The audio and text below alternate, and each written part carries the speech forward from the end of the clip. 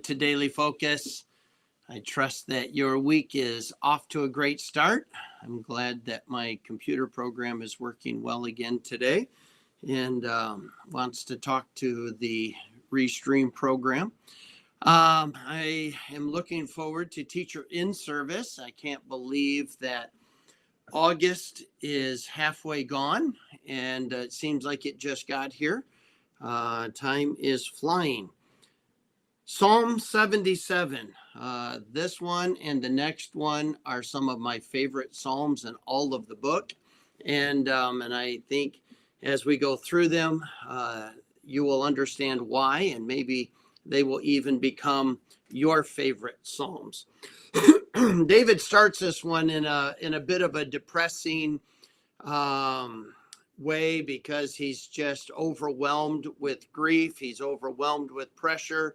He's disappointed in life, and the remedy comes when he says, "I will remember." All of these things in life cause us to think a certain way or tempt us to chart down a certain road. But David said, you know what? I need to remember some things about God. When life doesn't make sense, when my soul is desperate and my heart is broke, there are some things I need to remember. I need to remember some things about God. I need to remember some things that he has done and how he has rescued me before, how he has solved problems for me before, how he has been my high tower and refuge. I need to remember some things. And so Psalm 77, I cried unto God with my voice, even unto God with my voice, and he gave ear unto me. In the day of my trouble, I sought the Lord. My sore ran in the night and ceased not. My soul refused to be comforted.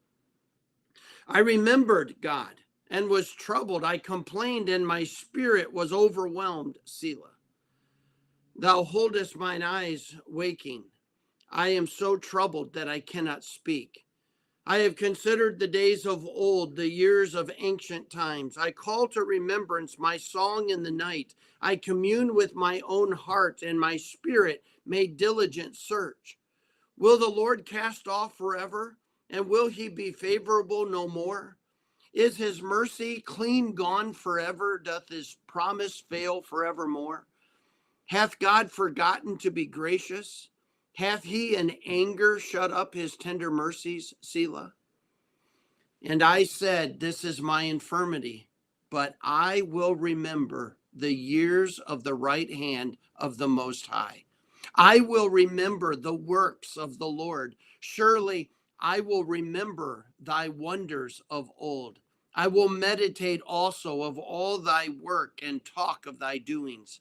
Thy way, O God, is in the sanctuary. Who is so great a God as our God? Thou art the God that does wonders. Thou hast declared thy strength among the people. Thou hast with thine arm redeemed thy people, the sons of Jacob and Joseph. Selah.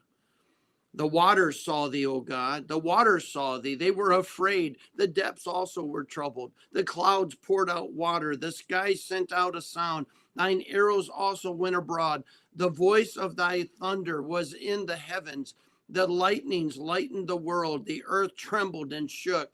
Thy way is in the sea, and thy path is in the great waters, and thy footsteps are not known.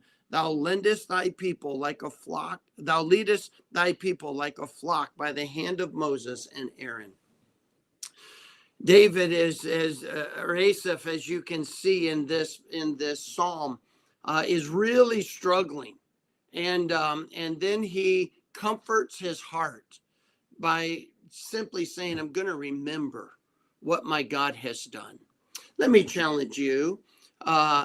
Do you rehearse the mighty works of God regularly in your heart, in your devotions throughout the day? Do you, when you come up to a crisis, do you remember what God did in the last crisis? Do you rehearse how God led you through, how God helped you through, how God delivered you in the midst of that difficult situation? Do you rehearse the peace that God is able to give in the midst of turmoil? Uh, have you forgotten how he has grown your faith in the midst of times of fear? Have you rehearsed his mighty works? Here, there's a number of references, but certainly Asaph is remembering the fact that Israel's back was against a wall and God made a path through the Red Sea. As they embarked to come into the promised land, the waters of the Jordan during flood stage were not a problem. At the mighty hand of God, at the very words of God, the waters obey his voice, and that which seems to be insurmountable, that which seems to be very difficult to face, over and over again, Asaph is saying, I am going to choose to remember the mighty works of God. There isn't anything that can stand against him. There isn't any problem that he cannot solve. There is not any pressure that he cannot deliver from. And so there's not any situation that I'll ever be in that will take my God by surprise or be more than my God can handle. It may be more than I can handle, and it may take me by surprise.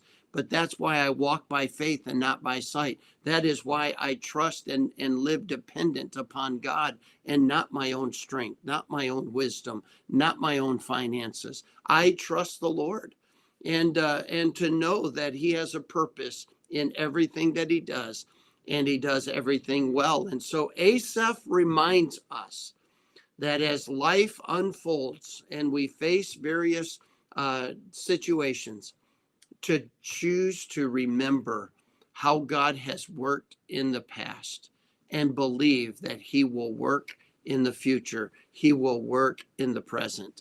And so what do I have to fear? Nothing. Why? Because my God is near.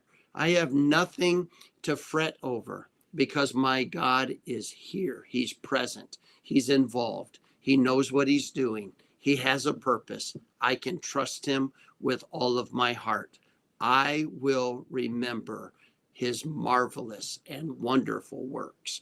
I hope you will too. Hope you'll take some time today to go back through your life and rehearse how God has worked even through difficult situations and build your faith for when that next difficult time comes. God bless you. I'll look forward to seeing you again tomorrow.